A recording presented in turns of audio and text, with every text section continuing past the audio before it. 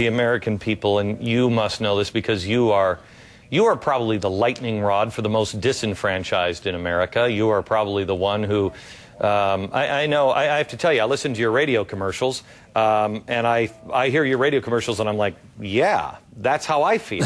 I have voted for Ronald Reagan. I have been a Republican, but I've never registered as a Republican, but generally speaking. But I think most Americans now say neither side. They're both selling us out. How do you propose to stop this? And what advice do you give to the American people when they say, wait a minute, nobody in Washington is listening to me? If I elected you, how are you going to stop this? Well, one person can't do it, but the fact that our movement is so big, much bigger than I ever dreamed, that, the way they raise funds and the way they join us, and we get 25,000 new supporters in one single day. So there is a great deal of discontent in the country. So it takes an army of people who believe a certain way, who's willing to look at this in an objective manner. And I think we're further along. I think it's the first time in history where a grassroots type candidate, an independent minded person, has been able to compete with a special interest. I think that is the message of what's happening here. We've been able to raise enough funds. We don't have as much money as others, but we get their attention. Raising $6 million in one day is a special event. But now we can compete, and this scares those people who are controlled in government for so years, whether it's the banking interest, the military-industrial complex, whether it's the medical industry. So many people have so much control in Washington, and yet we're able to compete with them, and I think that's very encouraging, and this invites even more people in, because I'm convinced we're the majority. If you take the base of the Republican Party and the base of the Democratic Party, I think you're down to about 30% of the people. So many people have dropped out or never joined in, and now they're joining our campaign. Ramos and Campion, the border guards, if you were president of the United States, what would you do? I'm for pardoning them, especially now after, they've served 1 year and they tacked on this 10 years of mandatory sentencing, which I disagree with. And matter of fact, I've joined Bill Delahunt to recommend that as a sense of Congress resolution. So I think they should be pardoned. I've only got 30 seconds. Johnny Sutton, do you believe Johnny Sutton? Something doesn't smell right there to me. Would you investigate what was going on with this administration and Johnny Sutton and everything in between? Can I confess that you'll have to tell me a little bit more? I hate to have to confess I don't know. Okay, no, that's all right. He's the prosecutor in the case, and it seems pretty nefarious. Oh yes. Okay. And that is part of my reason for wanting the pardon, because I think there were a lot of questions raised on how that case was carried out. So yes, I agree with that. We'll be back in just a second. I want to talk to Ron Paul and get his thoughts on the real reason he says our economy is in so much trouble. Next.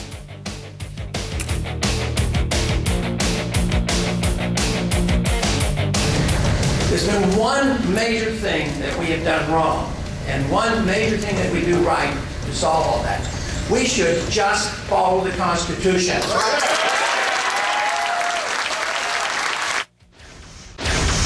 This is an ideological battle. Some people believe in globalism. Others of us believe in national sovereignty. And there is a move on toward a North American Union, just like early on there was a move on for a European Union, and it eventually ended up. So we had NAFTA and moving toward a NAFTA highway. These are real things. It's not somebody made these up. It's not a conspiracy.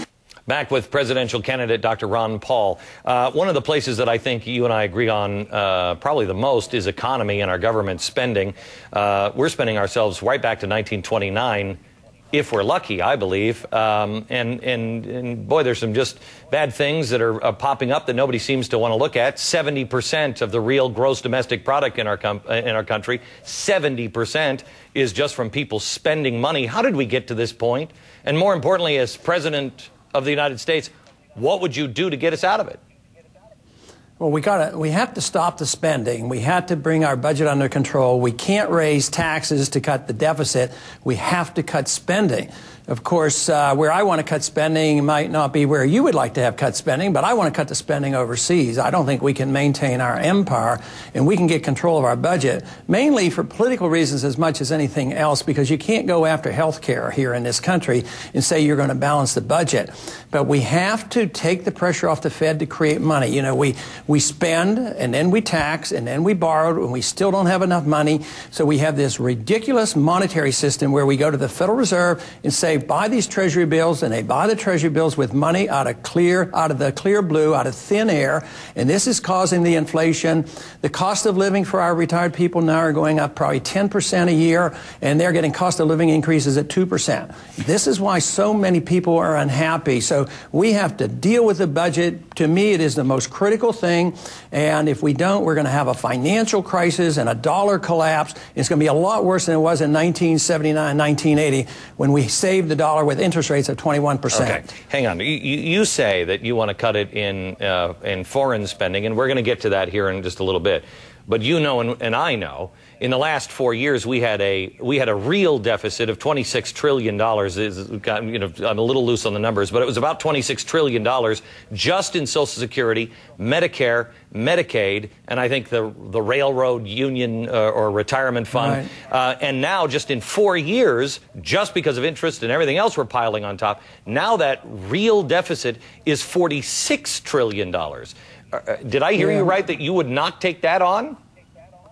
Oh, no, we have to, and those are future obligations. What I was talking about was tomorrow's budget. We have to immediately change the tone of it so that we don't have these huge deficits and we continue to increase it.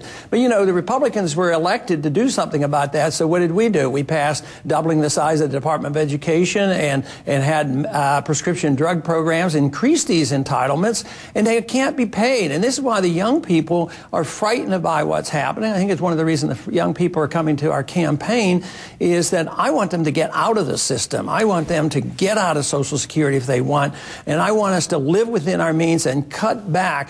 But we need to cut these domestic programs. Ronald Reagan, you recall when he ran on to getting rid of the Department of Education. You know, I still believe that we should do that. I don't think it helps education, spends all this money. You know, but we have to do something or we will have a crisis. You say you want to cut all of these things. You want people out, and so do I. You want to go back to more of a libertarian kind of life, and that's really where we started. We were libertarians at the beginning, but I have to tell you, sir, if you read the Founding Fathers' words, and I know you do, they said you got to be a religious and moral people. Well, we're, generally speaking, not necessarily a religious and moral people. There are people that will not do for themselves. How do you finally say to people, you know what? You don't have a right to health care. You don't have a right to all of these things that we've given. Bloomberg just today is starting to pay people for showing up to go to free school. How do you get off that? Well, I think you just deny them the benefits, and we will be denying the benefits when we run out of money and the system collapses. All I want to do is make sure we start before we have the financial crisis. But we are an immoral nation, but the immorality is through our government. You know, Bastiat, when he wrote the law, he made this very clearly. The point, he says, if you and I can't steal from our neighbors, we don't have the moral right to ask our government to do the same thing. So it is the moral aspect of the law. And we have become an immoral nation because we think that if you transfer wealth through the government force, that it's legitimate, it's an entitlement, and they have a right to it. And as long as we have that, no, there's no way, you and I would probably agree with that, there's no way we can solve our problems. But if you feed the system and allow people to get these benefits and perpetuate the welfare state, it never will reverse. So I say, let's start reversing it and start cutting the spending. Back in a second with presidential candidate Ron Paul.